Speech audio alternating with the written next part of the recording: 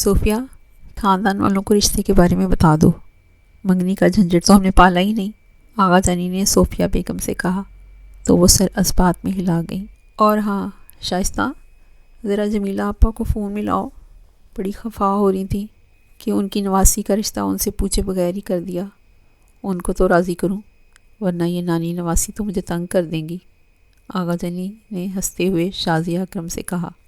نفیل افندی کی خوشی کا تو اندازہ ہی نہیں تھا، ان کی خواہش پوری ہو رہی تھی۔ صوفیہ بیگم کے خاندان میں ان کا ایک بھائی اور ایک بہن ہی قریبی تھی، اس لیے انہوں نے انہیں مطلع کیا۔ باقی دور پار کے رشتہ داروں کو انہوں نے براہ راست شادی کے کارڈ بھیجنے کا فیصلہ کیا۔ اپنی بہن کو جب انہوں نے بتایا تو وہ تھوڑی ناراض ہوئی تھی، کیونکہ وہ ثنا کی شادی ارحان سے کرنا چاہتی تھی، مگر صوفیہ بیگم نے انہیں راضی کر لیا تھا۔ آؤ ثنا، تم میرے آفس کیسے؟ خیریت تو ہے؟ ارحان نے چہرے پر مسکراہٹ لاتے ہوئے پوچھا۔ ہاں، وہ مجھے شاپنگ پہ جانا تھا تو تم میرے ساتھ چلو، ثنا نے اس سے کہا۔ مگر میں آفس سے کیسے جا سکتا ہوں؟ ارحان نے کہا تو وہ بولی، میں اتنے عرصے بعد آئی ہوں اور تم نخرے کر رہے ہو، کیسے دوست اور کزن ہو تم؟ ارحان کے ذہن میں اچانک آیا جب اون اور مہوش نے اسے ساتھ شاپنگ پہ جانے کے لیے کہا تھا اور اس نے آفس کے کام کا کہہ کر بہانہ بنا لیا تھا، اور اب وہ ثنا کے ساتھ جائے گا تو وہ لوگ کیا سوچیں گے؟ سوچ کیا رہے ہو؟ چلو، میں تمہیں لے کر ہی جاؤں گی۔ ثنا نے اسے اٹھایا اور شاپنگ پر لے کر چلی گئی۔ ہائے ماں، وہ دیکھو ارحان بھائی، مہوش نے ارحان کو ثنا کے ساتھ دیکھ کر کہا تو ہائمہ نے بھی دیکھا۔ اس کھڑوس کو تو دیکھو، میرے ساتھ آتے ہوئے تو اس کو موت پڑ رہی تھی، اور اس چڑیل کے ساتھ کیسے مزے سے گھوم رہا ہے۔ ہائمہ بڑبڑائی تھی۔ اس کی بڑبڑاہٹ مہوش تو نہ سن سکی، مگر اون نے سن لی تھی اور اس کی شرارت کی رگ پھڑکی تھی۔ ہائمہ، تو کیا خیال ہے، دو دو ہاتھ ہو جائیں؟ اون نے اسے کہا۔ رہنے دو، اس پہاڑ جیسے آدمی اور چڑیل کے متھے نہیں لگنا مجھے، ہائمہ نے کہا۔ او محترمہ، پنجابی سے پرہیز کرو، سمجھ نہیں آتی، اور پوچھنا تو پڑے گا نا، آخر کو میری بھابھی ماں کے حق کی بات ہے، اون بولا تو ہائمہ نے چونک کر اس کی طرف دیکھا اور پوچھا، یہ بھابھی ماں کیا ہے؟ بھائی تم میری بھابھی بنو گی اور بھابھی ماں جیسی ہوتی ہے تو تم میری بھابھی ماں ہی ہوئی نا، اون نے جیسے اس کی عقل پر ماتم کیا۔ بیٹا، پہلے اس لاٹ صاحب اور صاحبہ کو تو پوچھ لوں، پھر تمہارے دماغ بھی ٹھکانے لگاؤں گی، ہائمہ نے زبردستی مسکراہٹ چہرے پہ لاتے ہوئے کہا اور ارحان کی طرف بڑھ گئی۔ پیچھے پیچھے اون اور مہوش شاپنگ بیگز اٹھائے چلے آ رہے تھے۔ اکرم، کیا بات ہے، تم پریشان سے لگ رہے ہو آج کل؟ عباس صاحب نے اکرم صاحب سے پوچھا۔ وہ لوگ ابھی میٹنگ سے فارغ ہوئے تھے۔ بھائی، بس آئمہ کی وجہ سے پریشان رہتا ہوں۔ اکرم صاحب نے لمبی سانس کھینچی۔ کیوں بھائی، آئمہ کے حوالے سے کیوں پریشان ہو؟ اپنے تایا کے گھر آئے گی، تمہاری نظروں کے سامنے رہے گی، اور میں کیا تمہیں ظالم لگتا ہوں؟ میری بھی بیٹی ہے۔ وہ عباس صاحب نے انہیں لتاڑا۔ نہیں بھائی، وہ زمین والا معاملہ ہے، اکرم صاحب نے کہا تو عباس افندی حیران ہوتے ہوئے بولے کہ اس سے ہائمہ کا کیا لینا دینا؟ تب اکرام صاحب نے انہیں تمام بات بتائی، اور جلدی شادی کی وجہ بھی تو عباس افندی بولے کہ میں تو پہلے ہی منع کر رہا تھا۔ بھائی بس اب میں سوچ رہا ہوں ہائمہ کی شادی ہو تب ہی کیس دائر کروں، اکرم صاحب نے کہا، اور پھر وہ اور عباس صاحب اس معاملے پر غور کرنے لگے۔ معافی چاہتی ہوں آپ کے آفس کے کام میں مداخلت کرتے ہوئے، مگر آپ کو دیکھ کر ملے بغیر نہیں رہ سکی۔ ہائمہ نے ان دونوں کو شاپنگ کرتے دیکھ کر طنز کیا۔ تمہیں کیا مسئلہ ہے؟ ارحان جو بھی کرے، تمہیں کیا؟ ارحان کے بولنے سے پہلے ہی ثنا بولی۔ لگتا ہے انہوں نے آپ کو بتایا نہیں کہ اب سب کچھ مجھے ہی ہے، ہائمہ نے مسکراتے ہوئے کہا تو ارحان نے ابرو اچکائے تھے کہ واقعی؟ کیا کہنا چاہ رہی ہو؟ جلدی کہو، ثنا تھپی تھی۔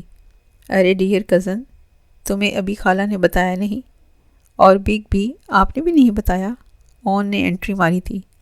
کیا کہہ رہے ہو، کیا نہیں بتایا تم نے مجھے ارحان؟ ثنا نے ارحان سے پوچھا تو وہ بولا، او دراصل، ارے میں بتاتا ہوں، بگ بی اور ہائمہ کی شادی ہو رہی ہے نا، اور اس میں چار چاند تو بگ بی کی سب سے اچھی کزن ثنا کو ہی لگانے ہیں۔ اون نے ہائمہ کی طرف دیکھ کر آنکھ دباتے ہوئے کہا۔ ثنا تو ہکا بکا رہ گئی تھی۔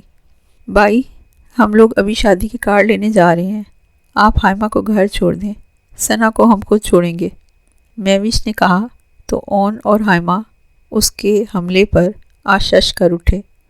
چلو ہائمہ، ارحان نے کہا، جو کب سے خاموش تماشائی بنا کھڑا تھا، اور ہائمہ ثنا پر ایک جتاتی نظر ڈال کر چلی گئی، جبکہ پیچھے اون اور مہوش اپنی مسکراہٹ دبانے کی ناکام کوشش کر رہے تھے۔ گاڑی کی فضا میں خاموشی تھی، وہ دونوں بات نہیں کر رہے تھے۔ اچانک ارحان کا فون بجا تھا۔ ارحان کی عادت تھی، وہ گاڑی میں کال بہت کم اٹھاتا تھا، اگر اٹھائی بھی تو اسپیکر پہ لگا دیتا تھا۔ ابھی بھی اس نے آتن اسپیکر آن کر دیا تھا اور سامنے سڑک پر دھیان دے رہا تھا۔ ارحان، یہ مجھے کیا پتہ چلا ہے، تم شادی کر رہے ہو؟ ایس پی بیگم کی آواز گاڑی میں گونجی تھی۔ ہائمہ نے یہ سن کر اپنا منہ پھیر لیا اور سامنے دیکھ رہی تھی۔ ہاں، ہو رہی ہے، اس میں حیرانی والی کیا بات ہے؟ ارحان نے اس پر ایک نظر ڈالتے ہوئے کہا۔ ابے کس سے کر رہا ہے؟ حیرانی والی بات تو یہ ہے، ہائمہ، جسے تم نامعقول، بے وقوف، کم عقل اور درد سر کہتے تھے، جس کے بارے میں تم کہتے تھے کہ اس کے ساتھ کوئی سکون سے نہیں رہ سکتا، اسی سے شادی کر رہے ہو؟ ایس پی بیگم تو اس کے سارے پول کھولنے پر تلے تھے۔ ارحان کا دل چاہا گاڑی کہیں مار دے، کیونکہ ہائمہ سب سن چکی تھی، اور حیرانی کی بات یہ کہ وہ کچھ بولی بھی نہیں تھی۔ تم سے بعد میں بات کرتا ہوں، ابھی ہائمہ کو گھر چھوڑنا ہے مجھے، اللہ حافظ۔ ارحان نے کال کاٹ دی اور سامنے دیکھنے لگا، مگر اس کا دھیان ہائمہ کی طرف تھا جو چپ بیٹھی تھی۔ تھوڑی دیر کے توقف کے بعد ہائمہ بولی، اگر آپ کو کوئی شدید ناپسند ہو تو اس کو اپنی زندگی میں نہیں لانا چاہیے، اپنی مرضی سے فیصلہ کریں، دوسرے پر مت جائیں، اور تم نے بھی تو دوسروں کے لیے فیصلہ کیا ہے، ارحان نے طنز کیا تھا۔ آپ غلط سمجھ رہے ہیں، میں نے اپنی مرضی سے یہ فیصلہ لیا ہے، ہائمہ نے کہا، اور سچ بھی یہی تھا کہ اس نے آغا جانی کے کہنے پر سوچا تھا، مگر فیصلہ خود لیا تھا۔ ارحان سے اس کو کوئی مسئلہ نہیں تھا، سوائے اس بات کے کہ وہ اس کی ہر وقت بے عزتی کرتا رہتا تھا، مگر ارحان نے جتنا کچھ سنا تھا وہ اسے سن کر بدگمان تھا۔ جھوٹ تو ہمیشہ سے لاجواب بولتی ہیں آپ، ہائمہ افندی، ارحان نے اس کی طرف دیکھتے ہوئے کہا، تو وہ اس کی سیاہ آنکھوں میں دیکھ کر بولی، بعض اوقات حقیقت وہ نہیں ہوتی جو آپ کو لگتی ہے، اس لیے بدگمان نہیں ہونا چاہیے۔ گھر آ چکا ہے، تم جاؤ، ارحان نے کہا۔ ہائمہ گاڑی سے اتر گئی تھی۔ ارحان نے تیزی سے گاڑی موڑی تھی اور چلا گیا تھا۔ ہائمہ اس کی گاڑی کو دیکھ رہی تھی اور پھر ایک لمبی سانس لے کر وہ اندر چلی گئی تھی۔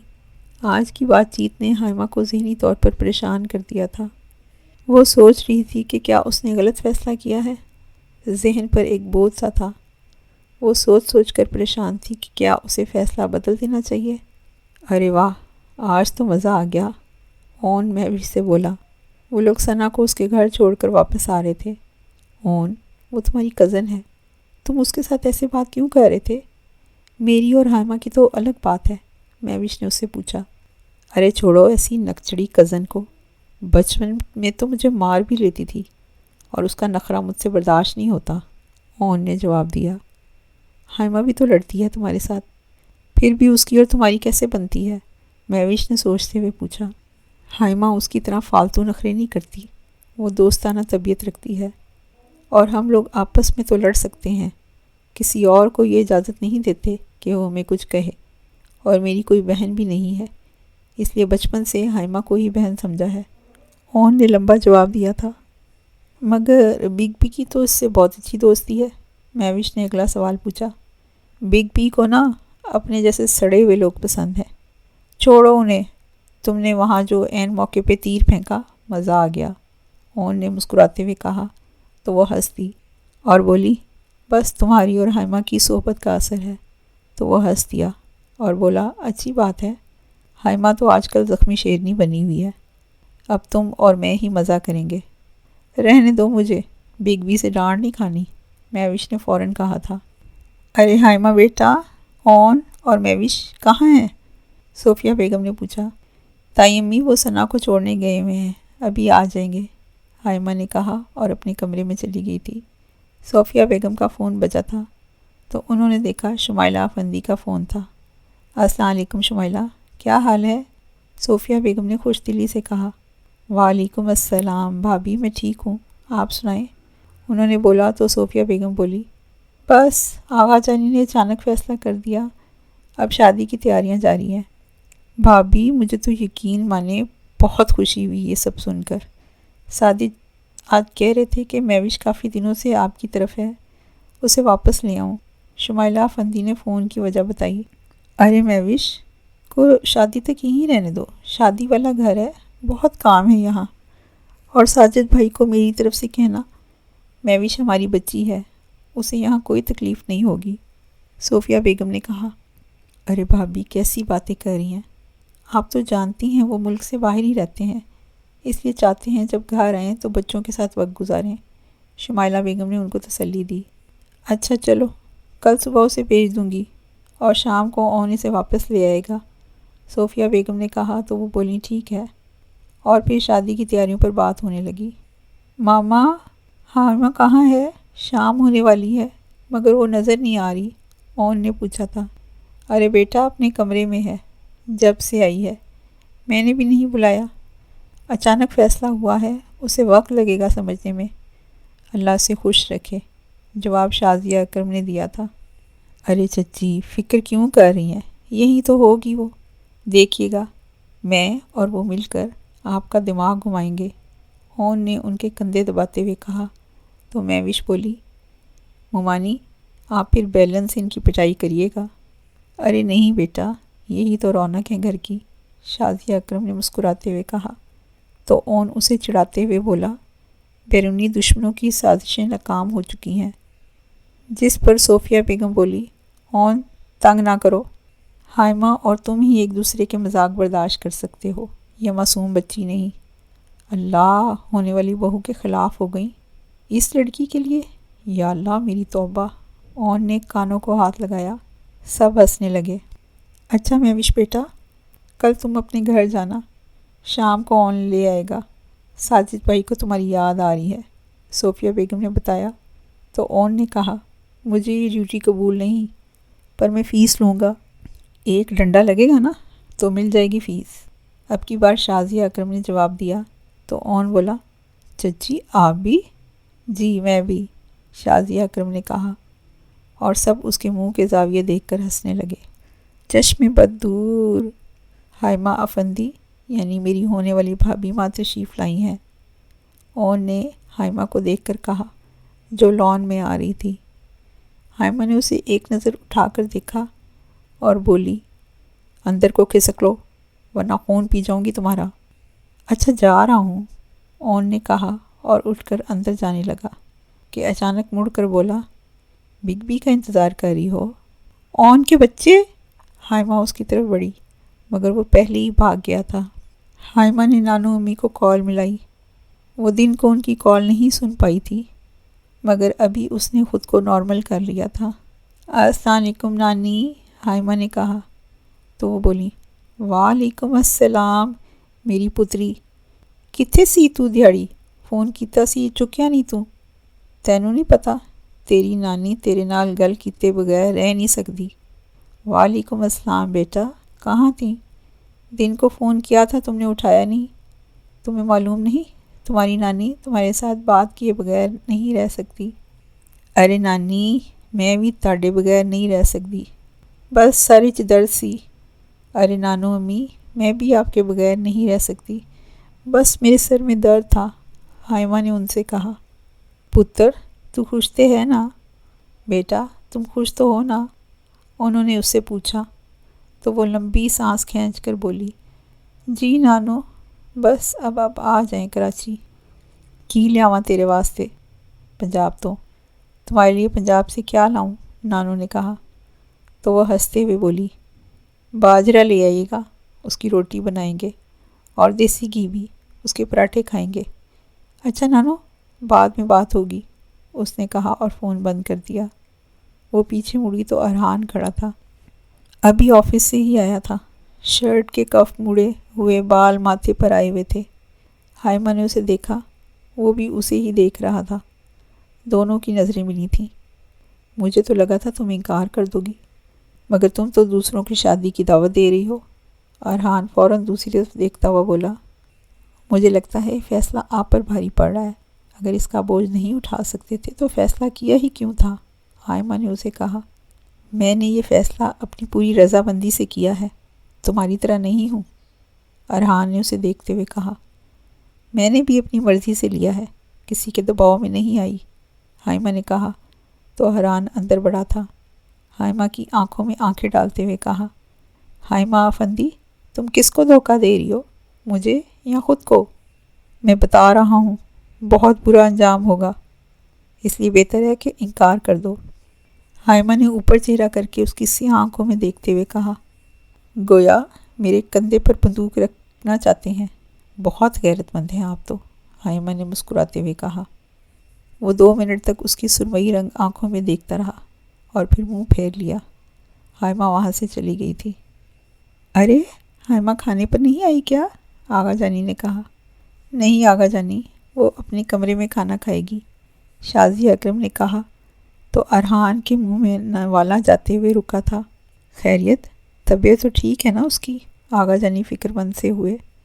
آغا جانی، وہ آپ کا حکم سن کر ابھی سے مایوں بیٹھ رہی ہے، اور کچھ نہیں ہوا اسے، اون نے کہا تو سب ہنس پڑے تھے۔ بہت شریر ہو گئے ہو تم، امتحان ہو گئے ہیں اب، ارحان کی شادی کے بعد سے تم بھی آفس جایا کرو گے، آغا جانی نے اسے کہا تو اس کی آنکھیں کھلی تھیں۔ آغا جانی، آپ کو تو میں ہی ایک نظر آتا ہوں، اون نے منہ بنایا تھا۔ بیٹا اس لیے کہ مجھے تم سے سب سے زیادہ پیار ہے، آغا جانی اب کی بار اس کے انداز میں بولے تو سب کے ساتھ وہ بھی ہنس دیا تھا۔ حائمہ کل سے کمرے میں بند تھی۔ ارحان اس سے بات کرنا چاہتا تھا مگر وہ اسے موقع نہیں دے رہی تھی، مگر آج صوفیہ بیگم نے اسے موقع دے دیا۔ حائمہ، صوفیہ بیگم اور ارحان کو آج لہنگا اور شیروانی خریدنے جانا تھا۔ صوفیہ بیگم نے اسے کہا کہ جاؤ حائمہ کو بلا کے لاؤ، تو وہ اسے بلانے گیا۔ دروازے پر دستک دی تو اس نے پوچھا، کون ہے؟ ارحان، ماما کہہ رہی ہیں باہر آ جاؤ، شاپنگ پر جانا ہے، آج ختم کرنی ہے شاپنگ۔ ارحان نے اسے جواب دیا اور چلا آیا۔ حائمہ تیار ہو کر نیچے آئی اور وہ لوگ چلے گئے، مگر حائمہ گاڑی میں بھی خاموش تھی۔ صوفیہ بیگم کی موجودگی کا خیال کرتے ہوئے وہ بھی کچھ نہیں بول پا رہا تھا۔ ارے دادی آ گئیں، آغا جانی، چچی دیکھے تو پورے 4 سال بعد دادی کراچی آئی ہیں بمائے خاندان۔ اون نے نانی کو گھر کے گیٹ سے اندر داخل ہوتے دیکھا تو بھاگتا ہوا ٹیرس سے اندر آیا اور ساتھ جیو نیوز بن کر خبر بھی سنا دی۔ بالکل نہیں بدلیا تو اون، اجے بھی اینج ہی رولا پاندا ہے، تم تو بالکل نہیں بدلے اون، ابھی بھی پہلے کی طرح شور کرتے ہو، نانو نے اسے کہا تو وہ ہنس دیا۔ حائمہ کی نانو یعنی اون کے دادا کی بہن سے ملنے کے بعد وہ ان کے بیٹے اور پوتے سے ملا۔ ارے میری بہن آئی ہے، کیسی ہیں آپا؟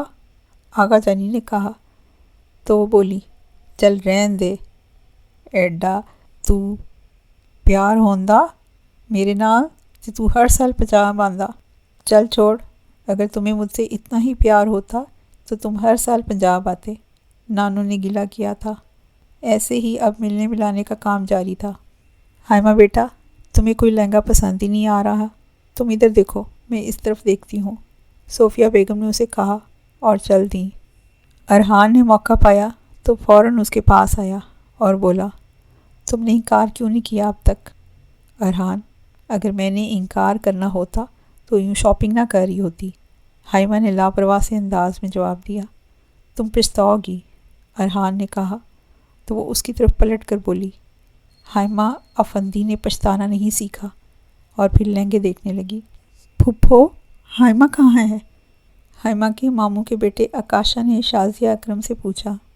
بس بیٹا، وہ ارحان اور صوفیہ بہن شاپنگ پر گئے ہیں، ابھی آتے ہی ہوں گے، شازیہ اکرم نے جواب دیا۔ السلام علیکم، حائمہ اور ارحان نے اندر داخل ہوتے ایک ساتھ کہا تو اون نے گلا صاف کیا تھا جس پر ارحان نے اسے ایک گھوری سے نوازا تھا۔ ارے میری دھی آ گئی، نانو اٹھ کر اسے ملی۔ کیسی ہیں نانو؟ اب آپ کے آنے سے رونق لگے گی، ہائمہ نے مسکراتے ہوئے کہا۔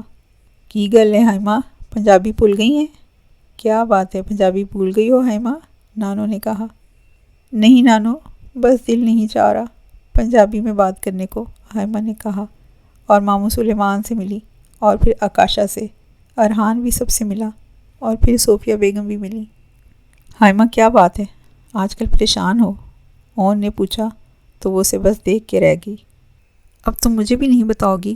اون نے کہا تو وہ بولی نہیں۔ بس ایسے ہی جب میں نے چپاڑ ماری نا تو تمہیں پتہ لگ جائے گا، اون نے بھی فوراً جواب دیا۔ یار کیا ہو گیا ہے، یہ تم دونوں بھائی مجھے کیوں دھمکاتے رہتے ہو؟ ہائمہ نے تب کر کہا۔ تو اون نے اس سے پوچھا، کیا کہا ہے بگ بی نے؟ ہائمہ نے ساری بات بتائی تو اون بولا، تم بے فکر ہو جاؤ، تمہیں میں اپنی بہن سمجھتا ہوں، بگ بی نے کچھ کیا تو میں پوچھ لوں گا انہیں۔ ہائمہ ہنستے ہوئے بولی، تم پوچھو گے؟ جس کی بولتی ان کو دیکھ کر بند ہو جاتی ہے۔ اب تم ہلکا لے رہی ہو مجھے، میں انتہائی غیرت مند انسان ہوں، تم دیکھ لینا، اون نے یقین دلانے والے لہجے میں کہا۔ تو وہ ہنس کر بولی، چلو ٹھیک ہے، دیکھ لیں گے، اور دونوں ہنسنے لگے۔ چلو آکاشا کے پاس چلتے ہیں، اور پھر شام کو میں میوش کو لینے بھی جاؤں گا، وہ تو 2 دن سے اپنے گھر ہی ہے، میں کل جا نہ سکا، اون نے کہا، اور وہ لوگ اٹھ کر اندر چلے گئے۔ آکاشا یار، تم تو بہت ہی بورنگ انسان ہو، تمہیں پتنگ اڑانا بھی نہیں آتی؟ ہائمہ اور اون دونوں کا آکاشا کے بارے میں یہی خیال تھا۔ وہ لوگ کب سے بیٹھے آکاشا سے باتیں کر رہے تھے، اس بات سے بے خبر کہ کوئی ان کو دیکھ رہا ہے۔ اون کی نظر ارحان پر پڑی تو وہ اٹھ کر اس کے پاس گیا۔ بگ بی، جلنے کی بو آ رہی ہے مجھے، اون نے معنی خیزی انداز میں کہا۔ فضول گوئی سے پرہیز کرو، ارحان نے ناگواری سے کہا۔ بگ بی، حد ادب، آپ کا ہونے والا سالہ ہوں میں، اون نے کہا۔ تو ارحان اسے کہنے لگا، تم میرے بھائی ہو تو ہائمہ کے دیور ہوئے، نہ کہ میرے سالے۔ بگ بی بس کریں، ہائمہ کو میں نے بہن ہی سمجھا ہے، اون نے ڈرامائی انداز میں کہا۔ تو ارحان بولا، واقعی؟ جی، اور بڑا پیار ہے آپ کو میری بھابھی سے، آپ چاہتے ہیں کہ میں اس کو آپ کے رشتے کے حوالے سے جانوں؟ ہائے ہائے بگ بی، کیا کرتے ہیں آپ، اون نے مزے لینے والے انداز میں کہا۔ ارحان نے ایک نظر آکاشا سے باتیں کرتی ہائمہ کو دیکھا، اور پھر اس کے کندھے پہ ہاتھ رکھتے ہوئے بولا، یہ پیار تو مجھے تم سے بھی ہے، اظہار کروں کیا اس کا؟ نہیں رہنے دیں، میں ایسے ہی ٹھیک ہوں، اون نے کہا، اور وہاں سے کھسک گیا۔ اللہ اللہ کر کے مہندی کا دن پہنچ چکا تھا، اور ارحان کو ہائمہ کی ہردرمی پہ غصہ آ رہا تھا۔ ہیلو ہائمہ، بالکل چڑیل لگ رہی ہو، اون ہائمہ کے کمرے میں موجود مسلسل بول رہا تھا۔ بیوٹیشن بھی اسے کمرے سے باہر جانے کا کہتی رہی، مگر وہ نہیں گیا۔ ابھی یہ بیوٹیشن کے جاتے ہی میک اپ پر تبصرہ کر رہا تھا۔ تمہیں کیا، جب تمہاری بیوی آئے گی نا تب دیکھوں گی کہ وہ بھی چڑیل لگتی ہے یا نہیں، ہائمہ نے تب کر کہا۔ کچھ تو شرم کرو، آج مہندی ہے، اور دلہن کی زبان پٹر پٹر چل رہی ہے، تمہاری نانی کو پتہ چلا تو روایات کا لمبا سا قصہ سنائیں گی، اون نے مزے لیتے ہوئے کہا۔ آج وہ فل موڈ میں تھا۔ ہائمہ اب کی بار بس اسے گھور کے رہ گئی۔ ہائمہ، ایک بات تو بتاؤ، اون نے آہستہ آواز میں کہا تاکہ میوش نہ سن سکے۔ کیا ہے؟ ہائمہ نے ناگوار لہجے میں پوچھا۔ تو میوش ان دونوں کی خسر پسر کو نظر انداز کرتی موبائل پر لگ گئی۔ سچ سے بتاؤ، میرے بھائی کی دیوانی ہو نا تم، اون نے رازانہ انداز میں کہا، تو اسے دیکھ کر کہنے لگی، مجھے نہیں پتا کہ کیا کہہ رہے ہو تم، بتا دو، یقین مانو، تمہاری لو سٹوری میں ہی کامیاب بنا سکتا ہوں، اون نے اب کی بار کہا۔ تو ہائمہ ہنس دی۔ ارے واہ، لڑکی ہنسی سمجھو پھنسی، چلو اب میں بتاتا ہوں۔ بگ بی بھی جیلس ہوتے ہیں تمہیں کسی سے بات کرتا دیکھ کر، اون اب سارے راز اگلوانا چاہ رہا تھا تاکہ بعد میں اسے بلیک میل کر سکے اپنے کاموں کے لیے۔ اچھا بس کر جاؤ، باہر جاؤ، میوش تنگ آ کر بولی، کیونکہ دونوں اسے اپنی باتیں سننے ہی نہیں دے رہے تھے۔ آپ کا حکم سر آنکھوں پر، اون نے نچلا لب دبایا اور باہر کی طرف بڑھا، لیکن ہائمہ کی آواز اس نے سن لی تھی۔ وہ کہہ رہی تھی، اون کے بچے، بس تو بھی گیا ہے، جس پر وہ دل کھول کر ہنسا تھا۔ وہ اسٹیج پر بیٹھا تھا، سامنے سے اسے آتا دیکھ کر وہ کھڑا ہو گیا۔ وہ واقعی بہت پیاری لگ رہی تھی، سرمئی آنکھیں اور اوپر پلکوں کی باڑ، صاف بے داغ چہرہ جس کو ذرا سی محنت نے مزید نکھار دیا تھا۔ پیلا اور ہرا شرارہ پہنا ہوا تھا اس نے، لگ تو وہ بھی شہزادہ رہا تھا۔ سفید شلوار قمیض پر سبز واسکٹ اور گلے میں روایتی دوپٹہ ڈالے ہوئے تھا۔ ان دونوں کے اسٹیج پر بیٹھتے ہی اون نے کافی رنگ جمایا تھا۔ حسن جانا کی تعریف ممکن نہیں، آفری آفری آفری آفری۔ رسم شروع کی گئی تھی۔ ارحان سارا وقت اگر خوش نہیں تھا تو اداس بھی نہیں تھا۔ آغا جانی اس کے تیور کافی غور سے دیکھ رہے تھے۔ اون نے حائمہ کے کان میں آ کر کچھ کہا اور پھر ثنا کو بلانے لگا۔ ارے ثنا آئیں نا، رسم کریں، آپ بھی آخر کو بگ بی کی اچھی دوست اور کزن ہیں۔ اون نے سارے دانت نکالے تھے۔ مسکراہٹ تو حائمہ کی بھی گہری ہو گئی تھی، اور ہاں ارحان بھی اب کی بار مسکرایا تھا۔ ارحان ثنا کو جانتا تھا، مگر اس نے ایسا کبھی نہیں سوچا تھا، مگر جب اون ثنا کو تنگ کرتا تو وہ مسکرا دیتا تھا۔ ناچار ثنا کو اسٹیج پر آنا پڑا۔ ارے ثنا، دیکھ کر کہیں میرے کزنز کو نظر مت لگا دینا۔ اون کے اشارے پر مہوش نے پہلے سے یاد کیا جملہ کہا تو سب ہنس پڑے تھے۔ سب کو یہ مذاق لگ رہا تھا، اصل کھچڑی سے کوئی واقف نہیں تھا۔ حائمہ نے اسے خود کو گھورتے پایا تو بولی، ثنا، آپ کے بھائیوں جیسے کزن کی شادی ہے، ایک گانا ہی سنا دیں۔ اون کے اصرار پر اسے سنانا ہی پڑا، جس کو اون، مہوش، حائمہ اور ارحان نے خوب مزے سے سنا۔ بعد میں اون نے آکاشا اور علی کے ساتھ مل کر ڈانس کیا، اور پھر آغا جانی کے کہنے پہ کوئی رات 12 بجے مہندی کی تقریب اختتام کو پہنچی۔ آج بارات تھی۔ اسکن کلر کے لہنگے میں جس پر انتہائی نفیس کام کیا گیا تھا وہ بہت خوبصورت لگ رہی تھی۔ ارحان نے آج اسکن کلر کی شیروانی پہنی تھی۔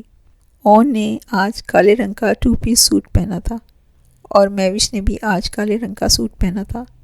نکاح کے وقت بھی اون نے حائمہ اور ارحان دونوں کو تنگ کر کے رکھ دیا۔ حائمہ، جلدی سے سوچ لو، بگ بی کی ڈانٹ سن پاؤ گی؟ مولوی صاحب کے پوچھنے پر حائمہ کے بولنے سے پہلے وہ بولا تھا، مگر حائمہ اسے نظر انداز کرتی ایجاب و قبول کے مراحل سے گزر گئی تھی۔ نکاح ہوتے ہی سب ایک دوسرے کے گلے ملے۔ اون نے تو نکاح کے فوراً بعد چھواروں پر حملہ کیا اور کھا کے بولا، ارے بگ بی، بہت مزے کے نکلے ہیں یہ تو، اس کا مطلب ہے آپ کی شادی لمبی چلے گی۔ ارحان کب سے اس کی گل فشانیاں سن رہا تھا، مگر آج وہ کچھ کر نہیں سکتا تھا۔ حائمہ کب سے اس کا کمرے میں انتظار کر کر کے تھک چکی تھی، کوئی اچھی امید تو اس نے دلائی نہیں تھی۔ یہی سوچ کر وہ اٹھی اور کپڑے تبدیل کر لیے اور سب کچھ اتار دیا۔ دوپٹہ گلے میں ڈال کر، بالوں کا جوڑا بنا کر وہ آرام سے صوفے پر بیٹھ گئی۔ ارحان بڑی مشکل سے اون، علی، آکاشا اور مہوش لوگوں کو 2 لاکھ کا چیک دے کر اپنے کمرے میں پہنچا تھا۔ کمرے میں داخل ہوتے ہی اس پر نظر پڑی تو کن پٹی کی رگیں تن گئی تھیں۔ اس کے بار بار کہنے پر بھی حائمہ نے انکار نہیں کیا تھا۔ اس کی زندگی خراب کر کے وہ سکون سے بیٹھی تھی۔ ارحان کے دماغ میں یہ سوچ آئی، جس کے آتے ہی اسے شدید غصہ چڑھا تھا، تم نے میرے کہنے کے باوجود بھی منع نہیں کیا؟ ارحان نے کڑے تیوروں سے پوچھا تو وہ اسے حیرانی سے دیکھنے لگی۔ ارحان نے اسے بازو سے پکڑا اور کہا، چلی جاؤ میرے کمرے سے۔ ارحان، مسئلہ کیا ہے؟ انکار تو ایک بار آپ نے بھی کیا ہوگا، پھر مانے ہوں گے۔ میرے انکار کو آپ نے انا کا مسئلہ کیوں بنا لیا ہے؟ حائمہ بمشکل بول پائی تھی۔ میرے پاس انکار کی ایک وجہ تھی، جو کہ تمہارا غیر ذمہ دارانہ رویہ تھا۔ تمہارے پاس تو کوئی وجہ نہیں تھی۔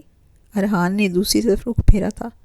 اور اگر میں کہوں کہ میرے پاس بھی وجہ تھی تو کیا کہیں گے آپ؟ حائمہ نے سوال کیا تو وہ پلٹ کر بولا، ہاں، آکاشا وجہ ہو سکتا ہے۔ ارحان! حائمہ کی آواز اب کی بار بلند ہوئی تھی۔ آپ کے انکار کی وجہ بھی ثنا ہو سکتی ہے، حائمہ نے طنز کیا تھا۔ وہ مزید بولی، میرا تو سب کو پتہ ہے، میں ہر ایک سے فوراً دوستی کر لیتی ہوں، مگر آپ جو گھر والوں سے سیدھے بات تک نہیں کرتے، اس ثنا سے دوستی رکھیں، کیا کہنے ہیں آپ کے ارحان افندی؟ مجھے تم سے تعلق نہیں رکھنا، جاؤ یہاں سے، اور یاد رکھو، لڑکے والے لڑکی کو انکار کرتے رہتے ہیں، لڑکی کو کوئی حق نہیں۔ ارحان اس وقت غصے میں سب بھول چکا تھا۔ ارحان، آپ ہوش میں تو ہو؟ حائمہ نے کہا تو ارحان نے اسے بازو سے پکڑ کے کمرے سے باہر کھڑا کر دیا۔ حائمہ رات کے اس وقت دروازہ نہیں بجا سکتی تھی۔ کیا ارحان اور حائمہ کی یہ میرڈ لائف چل سکے گی، یا حائمہ یوں ہی ارحان کے ظلم کو سہتی رہے گی؟ جاننے کے لیے ویڈیو کو لائک کریں، چینل کو سبسکرائب کریں اور اگلی نیکسٹ ایپیسوڈ کا انتظار کیجیے۔ اپنا بہت سا خیال رکھیے گا۔ ٹیک کیئر، اللہ حافظ۔